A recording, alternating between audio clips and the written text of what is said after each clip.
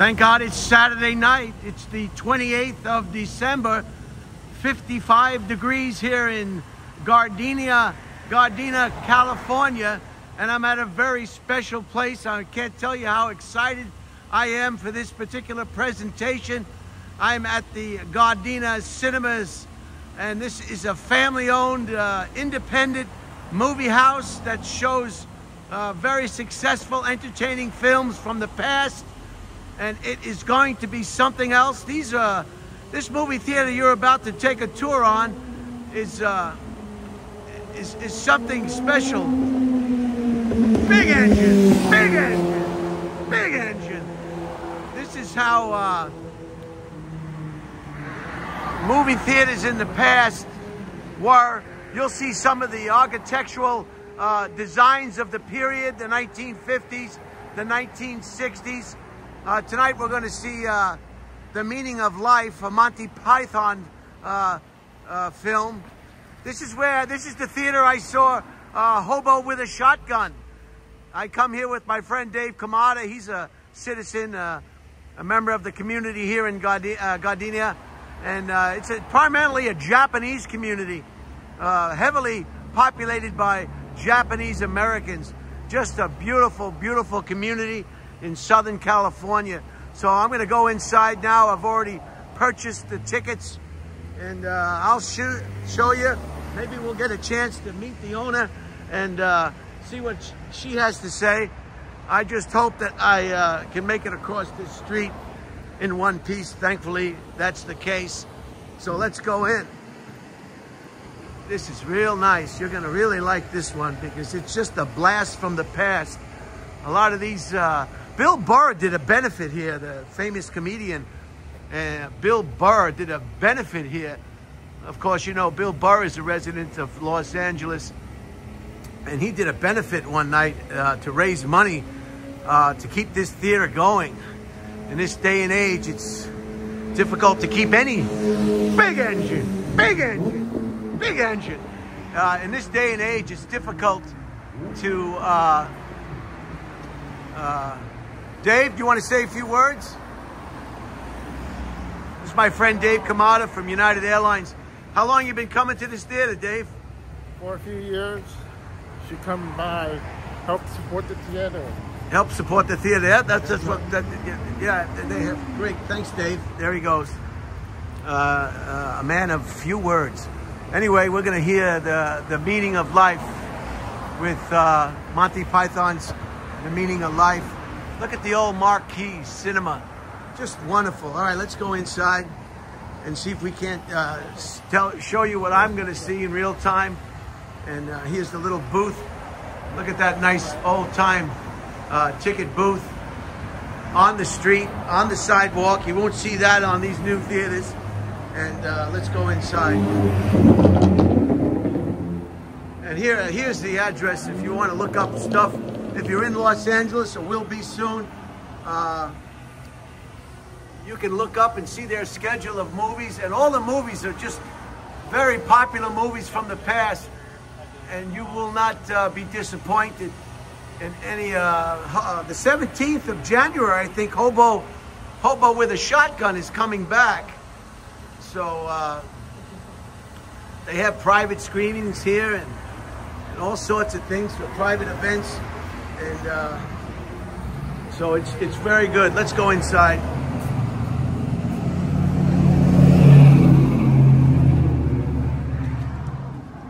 Hello. I'm going to swallow this. Are you ready? Yes, go ahead. Here we are. Something you'll see only at the Gardena Cinema. Actual sword swallowing. Holy cow. Holy cow. He swallowed his sword. Thank you very much. Thank you very much. It's my great pleasure. What's your name, sir?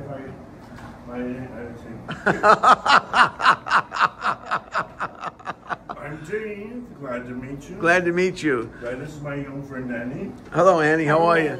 Yeah. Good. How are you? Good. And Judy, who is the owner. Yes, we're going to come and talk to Judy Yes.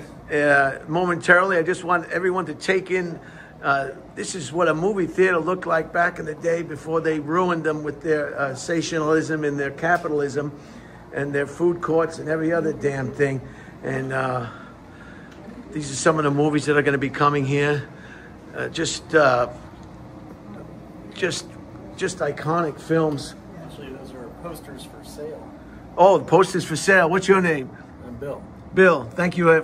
Bill didn't take any of my requests for a discount, but that's okay. If I set the prices, there would definitely be discounts. Thanks, Bill. Okay, look at this Black Christmas. That was something else. Black Christmas. Coming soon, The Grinch, and some poster boards. And look, a payphone. When are you going to see a payphone? Hello. Hello. I won't be coming into work today. I don't feel well. You don't have the right to ask me what's wrong with me. You're not a doctor. I just don't feel well, and I'm not coming into work. Yeah, that was what I had on my answering machine during my days at United Airlines. I could not make it to work, and I did not want to make it to work. Let's go inside and look at the theater before we come out. And so look, these are the seats. This is what old theaters look like. Just wonderful. Look at the seats. The old-time seats. Can you hear it?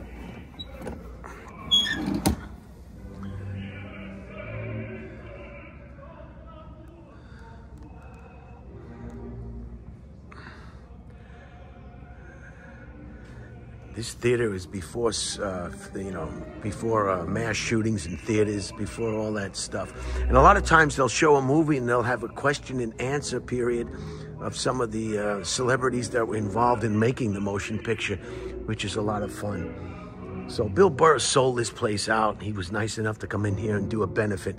And he did almost 2 hours of stand-up comedy with three opening acts. And it was, I was out of town, so I couldn't attend, but it was unbelievable.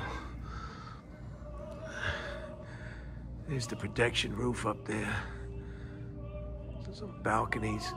Okay, let's go talk to the owner. Maybe she can fill us in on some of the pertinent information on this wonderful, we had a movie theater like this on Long Island next to St. Bernard's. Levittown Movie House. I remember seeing, I forget what. This is the popcorn area. Just beautiful. So let's say hello. Hello. Hi. Introduce yourself. I'm Judy Kim. Judy Kim is the owner of the movie theater. It's been in the family for how many years? Since 1976. 1976. And it's just remarkable. It's just, first of all, thanks for letting me make a presentation here at the theater. I'm as excited as my friend Dave Kamada. Whenever we come here and I visit LA, we try to catch a movie. I was saying this is where I saw Hobo with a Shotgun. Yes. And I enjoyed it immensely. And tonight we're going to see Monty Python. The Meaning of Life. The Meaning of Life. So, what can you tell us about the theater that we may not know, or something you find interesting, or what? Well, let's see. Oh, well, it was the grand opening was December 11, 1946, and during the grand opening, we had special guests of honor, Johnny Weissmuller, and Johnny Weissmuller was Tarzan. Okay. Yeah. So the black and white version. Yeah. Right. So, and then we also had a good friend of his, Louis Zamperini. Of course, the POW Yes. for a short time. Yeah. The Torrance Airport. Right. Yeah, I read that book. If anybody gets a chance, he had an amazing life and an amazing time of being a Japanese prisoner. Yeah. And During World War II. There's a movie about him called Unbroken. Right. Yeah. Exactly. He was an Olympic gold medalist. He was an athlete, yeah. And then and they found out that he was somebody very special. Yeah. The Japanese did at the time, and Yeah. he's lucky that he got out of there alive. Yes, absolutely. So you met him? You saw him? Well, no, I didn't meet him, but Right. You're right. but he came and he was here for the grand opening Wow. in 1946. So Gardena Cinema was the 4th movie theater in a chain of movie theaters out of Torrance. So there were two in Torrance. One was called the Grand Theater. The second one was called the Torrance Theater. Then the third one was Gardena Theater, which was on Gardena Boulevard. And then this was the fourth one. It was not called Gardena Cinema. It was actually called the Park Theater at the time. And then that was 1946. About 1960 is when Joe and Mary Donato bought the place. And then my parents bought the place from Joe and Mary Donato. And it's been in the family ever since. It's been in the family ever since. And you're a Korean American. Correct. Wonderful. Look at the snack bar area here. It just takes you back to another time. And of course, you only show great movies. You know, movies that people want to see again and again. Sure. It's a mad, mad, mad, mad world. Did you ever have that one? Not yet. I haven't shown it recently, but I'll probably show it maybe within the next 12 months. Now, You like our Coke machine? I love it. I mean, this is... Probably, you know, people don't know this, but in the olden days, you had to lift a lid up, and then you would pour the Coca-Cola syrup, and then it would pump out the carbonated water and mix the syrup with the carbonated water. And they used to come in 1-gallon jugs. I actually have them upstairs. The original Maybe we can take a look at that. Yeah. But now it comes in a bag, a plastic bag, and it's in a box. So they call it a bag in a box, or BIB. Like a mattress in a box. Yeah, pretty much, yeah. And then you hook up a hose to it, and it pumps the syrup out, and then mixes it with the carbonated water.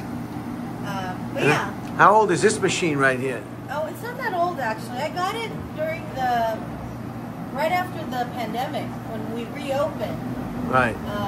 It was something that my mom never wanted. She said, "Oh no, those machines are way too expensive." But I always felt like we needed to have a slushy machine because everybody always asks for slushies, especially the young kids. They always want slushies. And I always felt it was worth the money to buy it and sell the slushies. But my mom, she was the head honcho, and whatever she said went. So after she passed away, I went ahead and got the slushy machine because I always felt like we should sell slushies here. Right, so you waited till it was easier to purchase, so to speak. I didn't have to swim upstream. And not to get into your business model, but is it terribly? Do they give you some kind of discount? These people that own the rights to these films, I mean, because you know when you watch a movie, they always say this is not for public. You know, they want to make sure nobody is Copyright laws. yeah, is it difficult to get these films? Sometimes it depends. Every film is different. Every studio. Who do you contact? You have to contact the studio who released the original film? Yeah, we have to contact whoever owns the licensing for the films. It's just great. It really is, because, you know, there's a lot of people today are disappointed with today's current fare of theater options. So it's great to know you can come into a place like this and see great movies on the big screen that you wouldn't ordinarily be able to see. Yeah. I mean... we have a big screen. It's 40 huge. feet wide.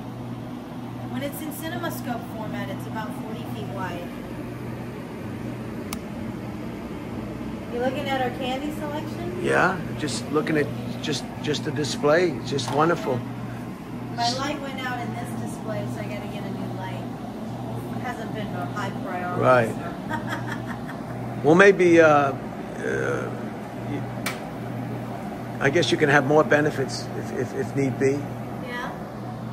Look at the neon upstairs, and this is the lobby, and this is what a theater looked like. And you kept the payphone, which is nice. Yes. Yeah. It's not connected though because AT&T charges an arm and a leg now for copper wire. Just wonderful. Oh, here's something real nice. Yeah, theaters used to have just one large screen. Yeah.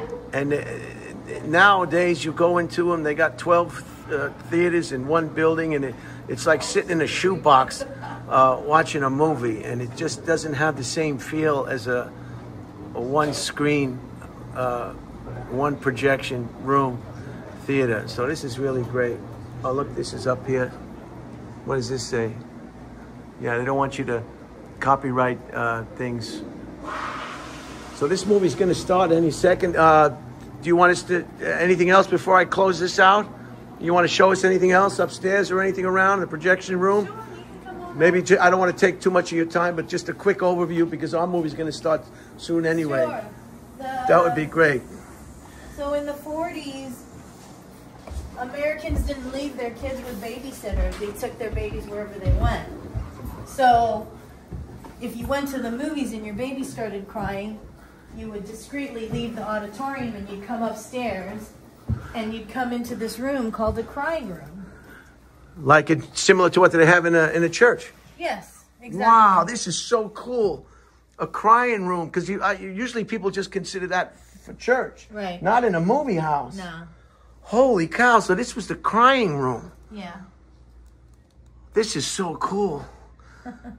Wow. That I did not know, a crying room. Yeah. So we would have birthday parties and stuff like that up there. And you're also available for private events. People want to screen something. Somebody Sure. maybe with deep pockets talks to the studio first, then comes here with everything done. All they do is want to rent out your space. Yeah. So this is our projector booth. Wow. So in 1946, there were no sprinklers. So, but the films were highly flammable. So projectionists, when they start the movie, they couldn't leave the room. They were required to stay in the room. So if they had to go to the bathroom, they Wow, this gives me chills. This is so much history. This is Americana. You know, go ahead. I didn't want to interrupt you. Go ahead. Okay, no worries. So they couldn't leave the room because there was no sprinkler systems. Yes, and they had to put out the fire if the fire broke out. So you always had to have a toilet and a sink inside the projection booth. So any movie theaters that were built in the era before sprinklers all had a toilet and a sink for the projectionists so that they could relieve themselves if they had to go. So, and if you know, I don't know if you saw the movie Cinema Paradiso, but Cinema Paradiso shows, you know, the carbon arc lamps and how there's like 2 projectors. So that's what we used to have, 2 projectors. And then sometime in the 80s or 90s, the single projector system was invented on a self-winding platter system. So that's what that is over there. There's 3 platters right there. And then... And that's a what? That's a platter system. A platter system. So, and then behind the platter is the toilet where the projectionist would go. Oh, I see. There's the stall. Yeah. There's a partition over there for privacy. Wow. So they were very conscious, safety conscious about. And why was what was flammable? Why did they have to? The film was flammable. It was made out of nitrate. It was highly flammable, and wow. the light that was shot was, you know, it was a very hot lamp. Oh, I see. Between the chemicals on the film and the hot lamps, yeah, they weren't taking any chances. No, Maybe they yeah. had some incidents earlier on. Sometimes you had a carbon arc lamp where you had to strike it so that it would turn on the lamp. That's a more modern version of the 35. So when you receive a film from the studios, what format does it come to you here? So now we take it in digital. Is that what that machine is there? This machine is. That's the 3rd projector that we've gone through 4 projectors here. So and they're this is expensive like too. my 4th projection system. And look at the original electric. Yeah, my power panel, my circuit panel. Unbelievable. It's just. I still have stuff for film. I don't need it anymore because I don't really. So what is it? So you get the film, it gets delivered to the theater or your private residence from the studio, and then you return it when you're done. Yes. And it comes I've in. been really bad about it. All these boxes right here, I gotta return those. But before I return them, I need to record them to make sure that I got the, you know, that I got. I'm being billed for what I was sent, and then when I send it back, I get billed for that. So I got to pay all these bills. So I need to make sure I know what the tracking numbers are for each of them. So it's a lot more complicated than people would think. Right. Just like anything else when you're dealing with studios. Right, right. And this, who runs these machines? Who's going to run my movie, Monty Python? It's already programmed, and Wow. it's going to start on its own. And again, just to clarify again, what was this? These 3 discs. What was the reason That's for a that? platter system. It's a self-winding film platter. And of course, it's obsolete now. Yeah. This is what they used to do in the Yeah. day. And that's the way they would wind film. It would play. You thread the film through Wrong the lens. projector. Go ahead. You thread the film through the projector, and then you'd wind it up on the first platter, right? And then it would go through the projector and come to the second platter and spin and wind itself up as it's going through the projector, so that when the movie ends, it's already ready to go for the next show. Because I don't think anybody's ever saw that piece of equipment in any movie. You know, any movie, Yeah. you know. And of course, this machine wasn't here, so there was a lot more room for that to happen. Right, right. The platter was much closer to the projector. The spotlight Yeah. for special events and whatnot. Right, right, yeah. And I was telling him too earlier that a lot of times the movies that are shown here, they'll have celebrities or people who worked on the film do a question and answer. Yeah. Just amazing. Okay, your movie's about to start. Okay. You hear that beep? Yeah. That means Oh, I the see. Oh, movie's starting. thank you so Curtains much. are opening. Thank you so much for Yeah, your yeah, hospitality. I'll talk to you after the Yeah, movie. yeah. Go check out the curtains opening. Okay. Wow. So that was great. I hope you enjoyed this presentation. And this movie is starting. So I'm going to close it off right here and keep watching movies.